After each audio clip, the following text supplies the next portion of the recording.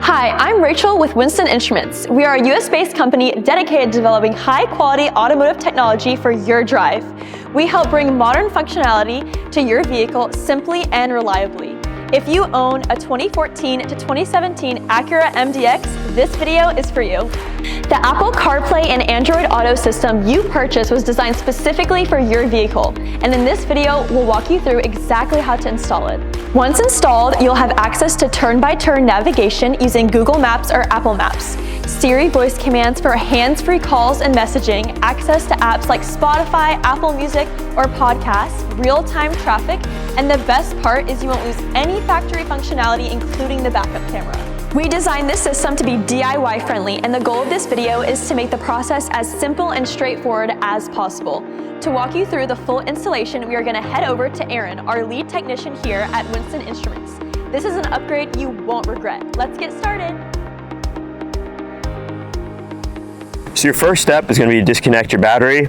Your battery is going to be found on the driver's side of your vehicle. You're just going to reach down here, take off the cap, and use a 10mm socket wrench to disconnect your battery terminal. Now you've disconnected your car's battery, you're going to come inside. We're going to remove this main trim piece here. To do that, you can use a trim pry tool. That's probably your best bet. In our case, since we're not going to be using any additional tools, we just use some credit cards and a flathead screwdriver that you can wrap some tape around so you're not going to damage any of your trim here.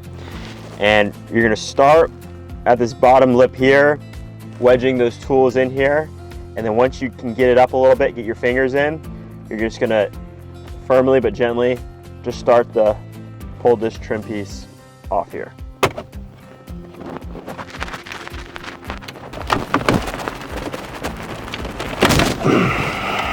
There you go. It's a little tough, but it will come out. Now, once you have this main trim piece out, just disconnect the wiring harness here by pushing down on the tab, and then place this in the back seat. Now that you have this main trim piece here removed, your next step is going to remove 4 screws with a Phillips head screwdriver. Screws are located here and here, as well as here and here. After you remove those screws, there's going to be 2 8mm socket screws under here. In all transparency, removing these 2 bottom ones is going to be a little difficult. You're going to have to reach your socket wrench under here at an angle, and these screws are vertical. You can also look through the cracks on the side to locate that screw so you can guide your socket wrench into that screw head there.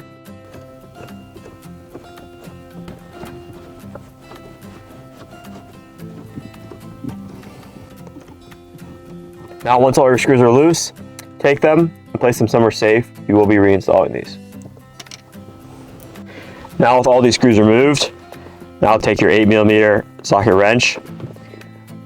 They're going to be located under here on the back side of this plastic lip if you stick your fingers all the way under here. And then if you come on to the side, you can look through the gap side of the screen here. You can once you remove the main trim piece, you can kind of see where that screw is. Then just guide your socket wrench in there. And then once you have it on there, remove. Repeat the same steps for the other side. You can also see the other screw through the other gap on the right side of the screen.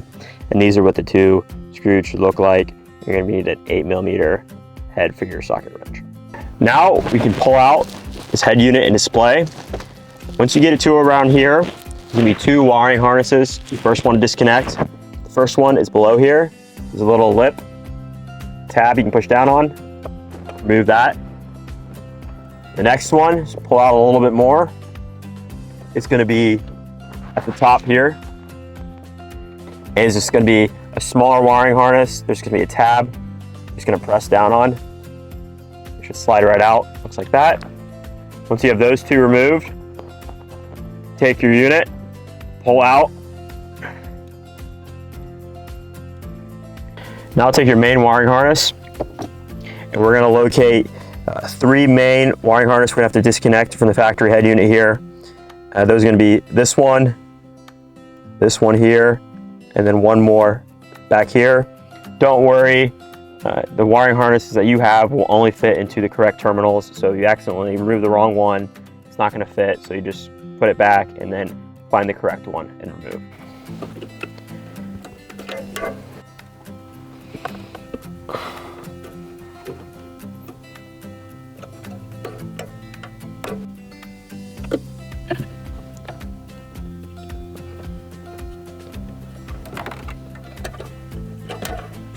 Remove the initial 3 that I pointed to earlier, and we also remove the LVDS. So now take the wiring harness in your Winston Instruments box, and you're gonna see that each one of these matches up with each one of these ones you just removed. So the first one we're gonna take is this one here. We're gonna insert it into the head unit, like so. Should snap in. Now we're going to take this larger one here that had the same mechanism for locking, pop it open, slide it in. Once you're in, push down this lever, we'll lock in the harness, and then take this smaller one here, snap in. So now we're plugging this last one in, like so. Snap right in.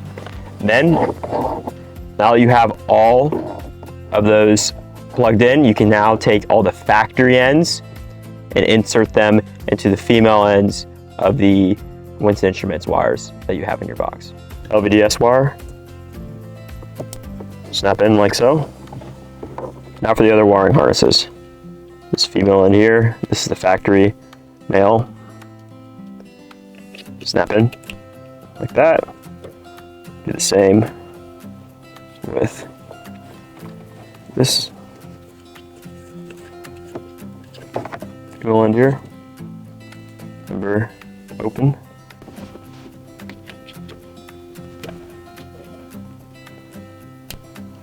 Lock in. Here it snap, you're good. And for the final one, slide in, snap in. Now, take your unit here, your microphone cable, Bluetooth antenna, and your power harness here, as well as your LVDS, and plug them all in to the box. Just do this for you.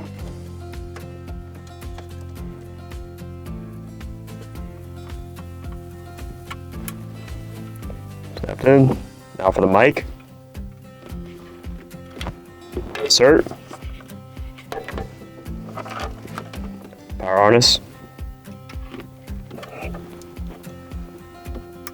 Snap in.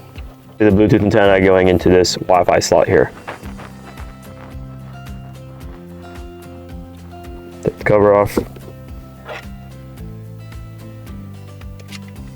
Attach.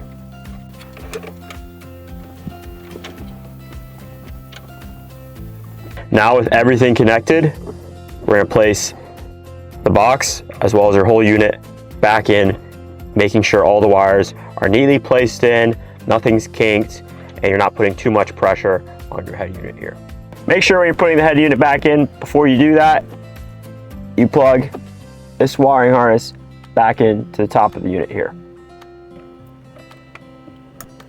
Now I'll take this gray harness here. We're going to plug it back in the terminal. You can kind of feel it right under the flip of the display. Slide it in, hear it click. So how we placed the wires back in, we put majority of the wires behind the head unit. Once they're behind, you just shift the head unit display back in, align with the screws. And then now, with your Winston Instruments box, we're going to place in this lower compartment here, like so.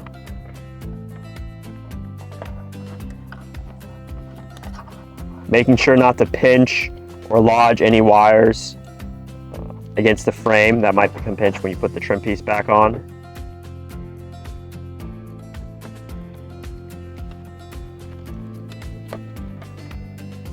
Just reinstalling 4 screws, tightening them up.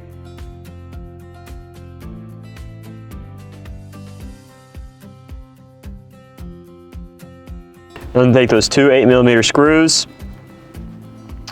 You insert them and screw them back in. Remember, they're vertical.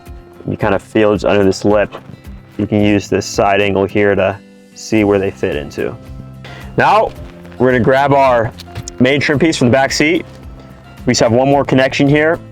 This baby blue wiring harness. Just plug it back in.